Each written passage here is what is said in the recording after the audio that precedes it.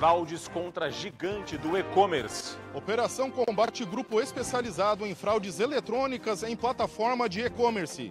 Operação Miraculum Pisces. Polícia Federal cumpre mandados em Santa Catarina em investigação sobre comércio ilegal de pescados. A greve no transporte coletivo da capital. Dia é marcado por novas ações dos trabalhadores e por audiência na Justiça do Trabalho. Os casos de síndrome respiratória aguda grave. O Hospital Infantil de Florianópolis registra alta ocupação de leitos em meio aos casos de gripe. Futebol. Chapecoense derrota a Ferroviária pela 12ª rodada da Série B do Campeonato Brasileiro.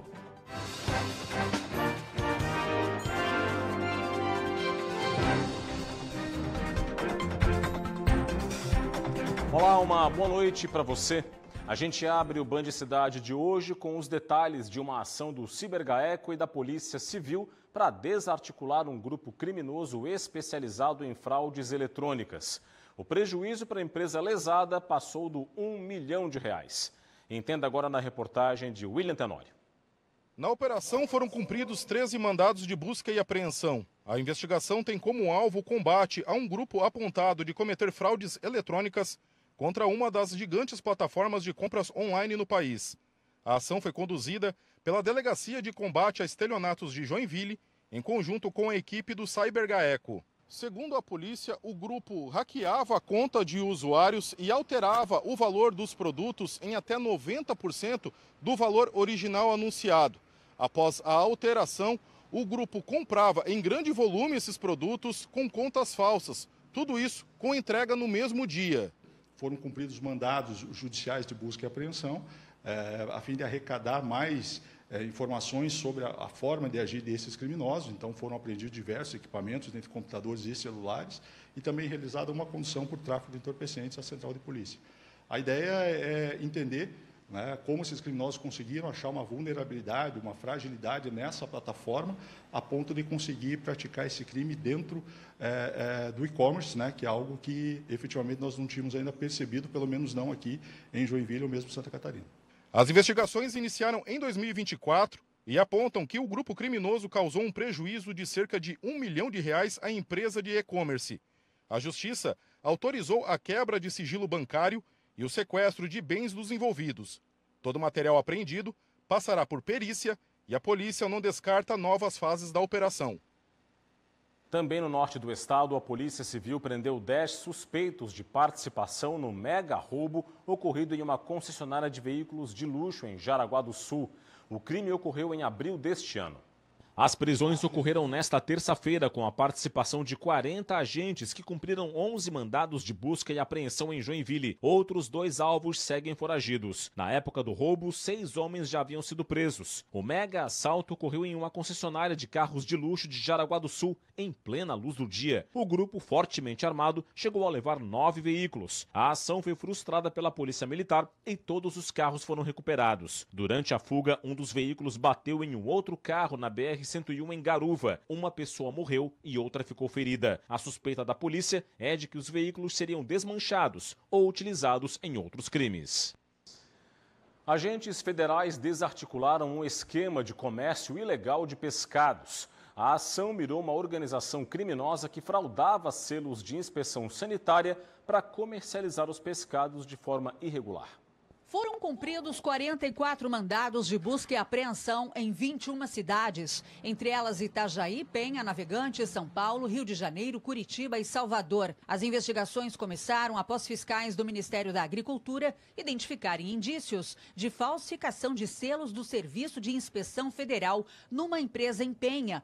A partir daí, outras irregularidades vieram à tona, como adulteração dos produtos, uso de espécies proibidas e até fraudes em notas fiscais. Então foi verificado que havia uma cadeia ali de algumas empresas noteiras, que se diz, né, que usam notas falsas para essa comercialização ilegal, né, fora da atividade de fiscalização, em empresas que são empresas de fachada, né, muitas vezes de fachada, de fundo de quintal, e que acabam prejudicando as empresas que trabalham corretamente né, na área de comercialização de pescados. A estimativa é de que os valores sonegados em tributos sejam milionários. Entre os crimes investigados estão falsificação de selo público, adulteração de alimentos, crimes ambientais e contrabando.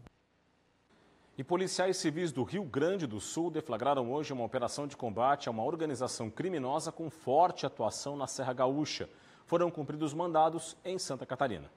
Os agentes cumpriram mandados de busca e apreensão em Florianópolis e nas cidades gaúchas de Caxias do Sul, Bento Gonçalves, Farroupilha, Capão da Canoa, Arroio do Sal e Cidreira. A Justiça sequestrou 11 imóveis avaliados em 11 milhões de reais e 24 veículos com valor estimado de 2 milhões de reais. Além disso, foram bloqueados 60 milhões de reais em contas bancárias e 2 milhões de reais em criptoativos. Segundo a polícia, o grupo investigado movimentou mais de 150 milhões de reais oriundos do tráfico de drogas e armas. O dinheiro era repassado a familiares dos líderes do grupo, que aplicavam os valores em criptoativos, bets e em jogos de pôquer virtuais. Depois, o dinheiro voltava para os líderes e era usado na compra de imóveis, veículos e outros bens. Os investigados vão responder por organização criminosa e lavagem de dinheiro. Uma ação conjunta entre as polícias rodoviárias federal e militar, com a participação da Receita Federal, apreendeu mais de meia tonelada de maconha na BR-153 em Irani, no oeste do estado. Cerca de 560 quilos de maconha estavam escondidos em 11 pneus de uma carreta com placas do Paraná. O veículo foi abordado durante a fiscalização de rotina e cães farejadores da PRF indicaram a presença da droga. A carreta foi levada até uma borracharia da região, onde os tabletes foram encontrados com o auxílio de ferramentas. O motorista, de 35 anos, confessou que receberia um valor para transportar a maconha de Medianeira, no Paraná, até Concórdia, no oeste do estado. Ele foi preso em flagrante e levado à Delegacia de Polícia de Concórdia por tráfico de drogas. Um elevador de carga do depósito de um supermercado caiu na manhã desta terça-feira em Xanxerê, no oeste do estado. Um homem morreu e 2 ficaram gravemente feridos. O acidente ocorreu por volta das 10h30 da manhã. Os funcionários faziam uma manutenção no elevador que caiu de uma altura de 20 metros. Os trabalhadores estavam dentro do elevador no momento da queda. 2 são funcionários do supermercado e 1 é terceirizado. O homem que morreu teve fratura no tórax. Um dos feridos teve o mesmo ferimento, além de hemorragia interna. E o segundo ferido teve suspeita de fratura na perna e também hemorragia interna. Os 2 foram levados para o hospital. As causas do acidente ainda vão ser investigadas. E começa às 0h desta quarta-feira a Operação Corpus Christi 2025 da Polícia Rodoviária Federal. As ações vão ocorrer por 5 dias nas BRs catarinenses. A operação vai até a meia-noite do próximo domingo. O foco da Polícia Rodoviária Federal é nas BRs 282 e 116, em Lages, na Serra Catarinense. Para reduzir o risco de acidentes nas rodovias de pista simples, vai haver restrição de tráfego de caminhões na quarta-feira, entre 4 da tarde e 10 da noite, na quinta-feira, feriado, das 6 da manhã ao meio-dia, e no domingo, das 4h da tarde às 10 da noite. Em 2024, a Operação Corpus Christi registrou 139 acidentes nas BRs do estado, com 164 feridos e 8 vítimas fatais. A seguir no Band Cidade, o comentário de Cláudio Prisco Paraíso e veja também, a audiência na Justiça do Trabalho tenta por fim a greve dos trabalhadores do transporte coletivo da capital. Os detalhes na sequência, eu volto já já.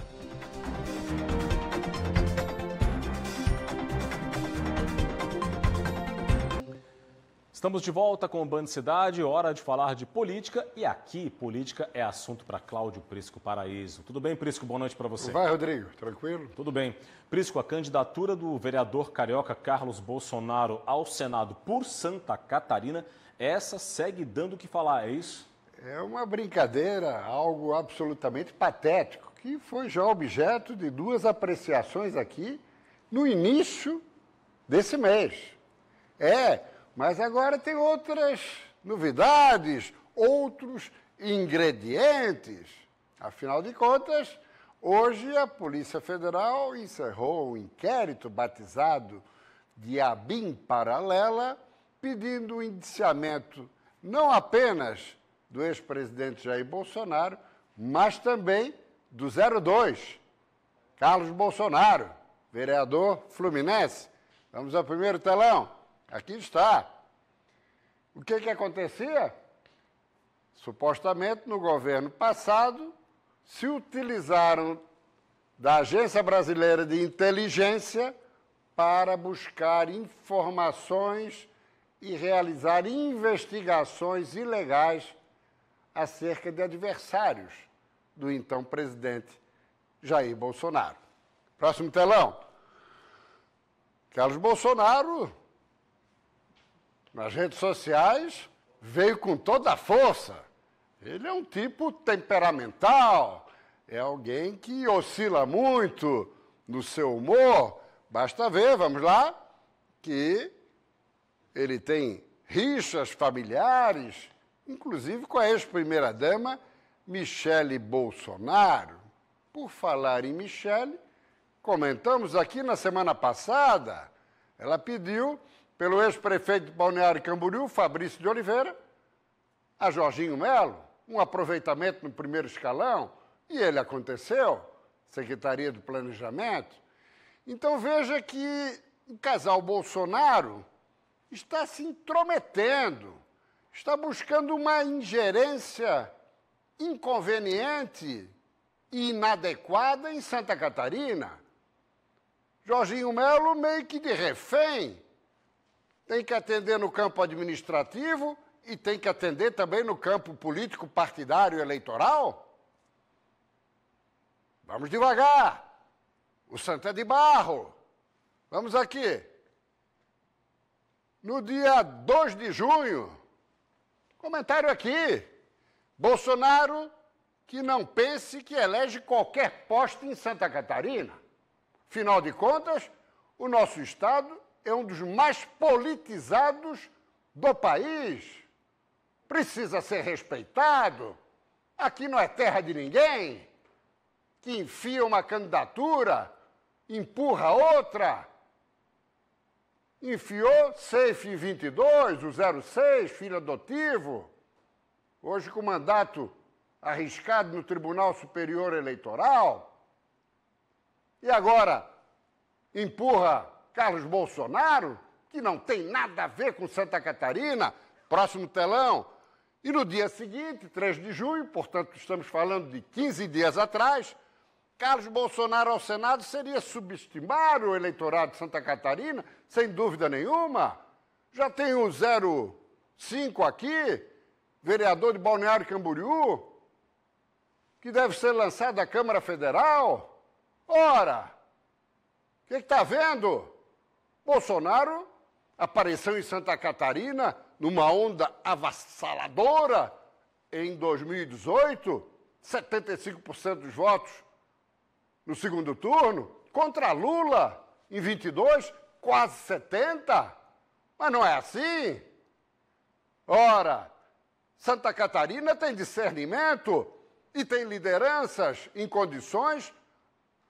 A disputa majoritária, é bom que Bolsonaro pense bem e tenha juízo, o que é algo que gera uma certa controvérsia, ele ter juízo, mas que tenha, porque se vier aqui querendo colocar uma candidatura, não só ela pode sofrer revés, como pode respingar, meu caro Rodrigo, na própria reeleição de Jorginho Melo.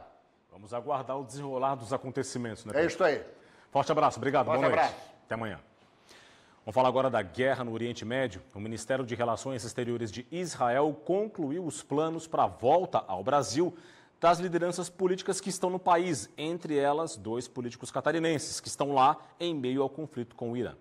De acordo com o Ministério de Relações Exteriores israelense, o deslocamento dos políticos brasileiros está previsto para começar nesta quarta-feira. A expectativa é de que ainda nesta semana a vice-prefeita de Florianópolis, Mariane Matos, chegue à capital catarinense. Então, a partir de amanhã vai começar essa movimentação. Essa semana eu devo estar chegando aí, mas eu ainda não sei as conexões. Isso tudo eles devem já estar passando para a gente até amanhã de manhã. Então, deixar aqui a minha mensagem de carinho, né? De todo o carinho que eu recebi de vocês, o meu agradecimento, aliás. E dizer que, além dos 6 brasileiros que estão aqui nessa delegação, tem mais 22 brasileiros que estão em Israel, que também vão junto agora nesse planejamento, né, nesse plano de retorno ao Brasil.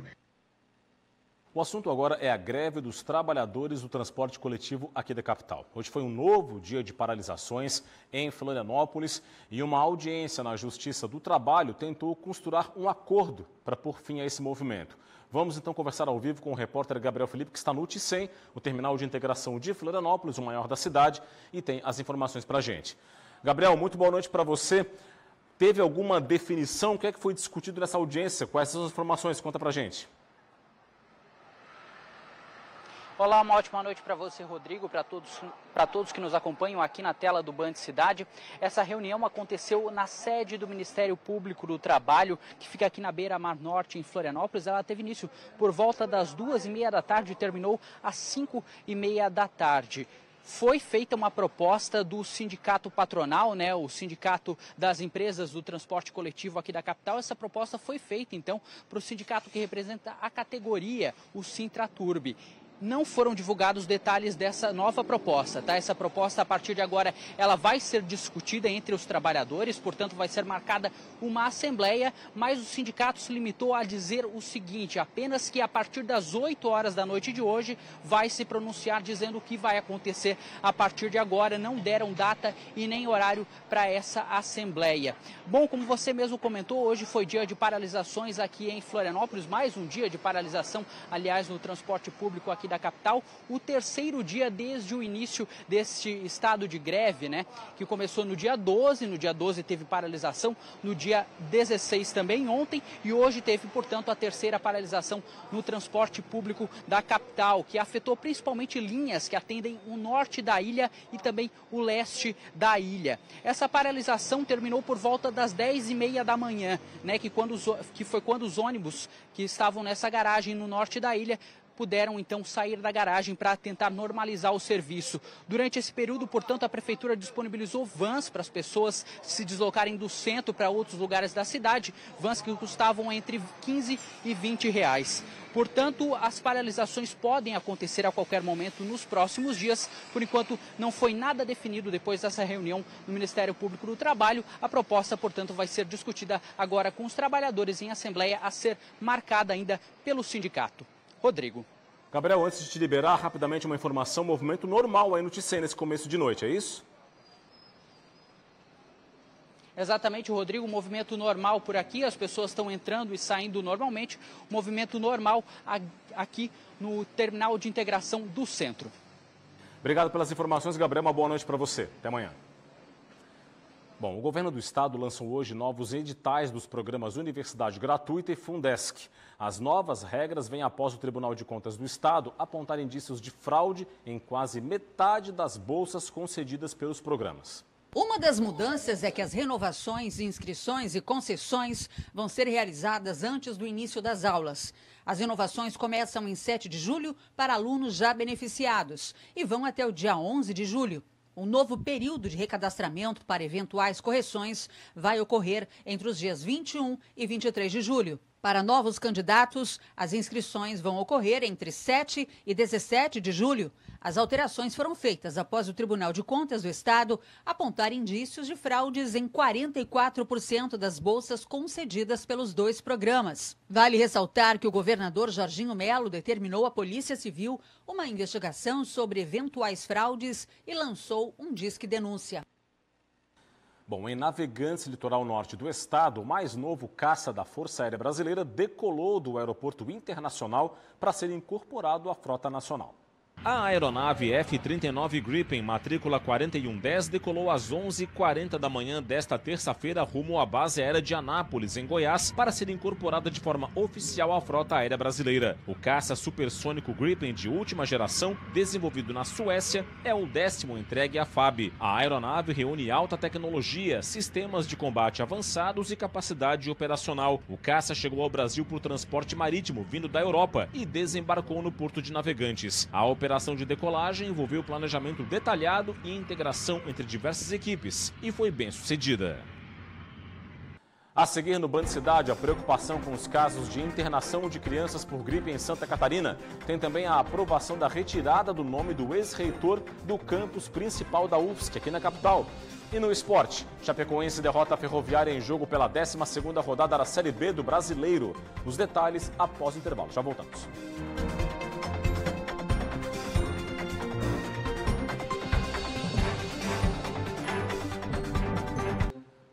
Voltamos com o Band Cidade para informar para você que o Conselho Universitário da UFSC aprovou hoje a retirada do nome do ex-reitor e fundador da instituição, o professor João Davi Ferreira Lima, do nome do campus principal aqui em Florianópolis.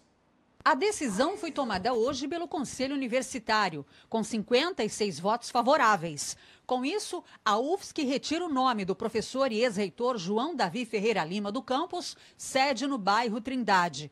O Conselho acatou o parecer da Comissão Memória e Verdade, que aponta que Ferreira Lima teria colaborado com o regime militar ao perseguir estudantes e professores. Com a mudança, a universidade vai alterar documentos oficiais, placas, estátuas e outras menções ao ex-reitor no campus. A defesa da família do ex-reitor ainda não decidiu se vai recorrer à justiça para manter a homenagem. Também não há definição sobre um novo nome a ser homenageado.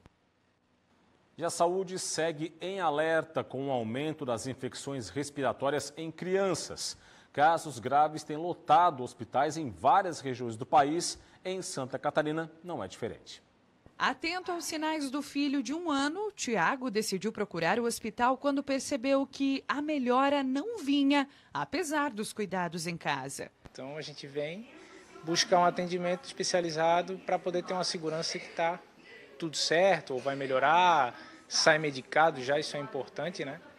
Para não ter uma surpresa pior. As internações por síndrome respiratória aguda grave cresceram em todo o país e quem mais sofre são as crianças.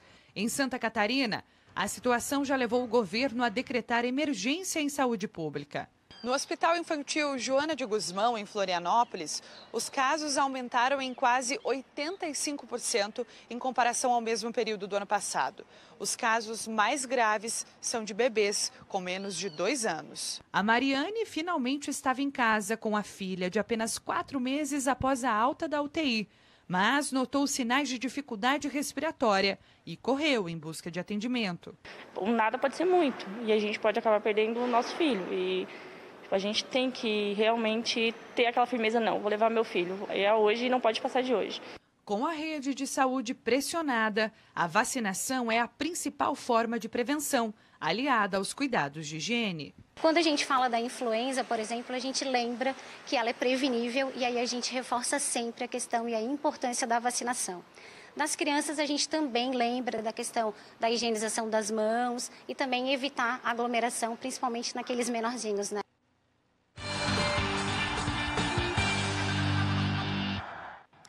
Série B do Campeonato Brasileiro, pela 12ª rodada, a Chapecoense derrotou a Ferroviária. Veja os gols. Na Arena Condá, os donos da casa abriram o placar no primeiro tempo, com este belo gol de Marcinho. Na segunda etapa, de novo, Marcinho fez o segundo da Chapecoense. Juninho descontou para o time paulista. E foi só. Final na Arena Condá, Chapecoense, 7ª colocada da Série B com 19 pontos, 2, Ferroviária 1. O time catarinense volta a campo na sexta-feira para enfrentar o Botafogo de Ribeirão Preto no interior paulista. E daqui a pouco o Avaí encara o Volta Redonda no Rio de Janeiro no fechamento desta 12ª rodada. Para o jogo desta noite, o técnico Jair Ventura vai seguir sem poder contar com o volante Zé Ricardo, que passou por uma cirurgia no apêndice. Barreto deve seguir como titular da equipe, mas Mendes também pode pintar como opção para o treinador havaiano. O Avaí é o 8º colocado da Série B com 19 pontos. Se vencer o time carioca, pode terminar a rodada dentro do G4 da competição. Volta Redonda e Avaí se enfrentam hoje, às 7h30 da noite, no estádio Raulino de Oliveira, no Rio de Janeiro. Cobertura completa você confere amanhã no Jogo Aberto SC. E é isso, esse foi o Band Cidade desta quarta-feira. Confira todo o nosso conteúdo no portal TVBV Online, QR Code na tela para você. Vem aí as notícias do Brasil e do mundo no Jornal da Band. Para você de casa, um forte abraço, muito obrigado pela audiência, uma boa noite e até amanhã. Tchau, tchau.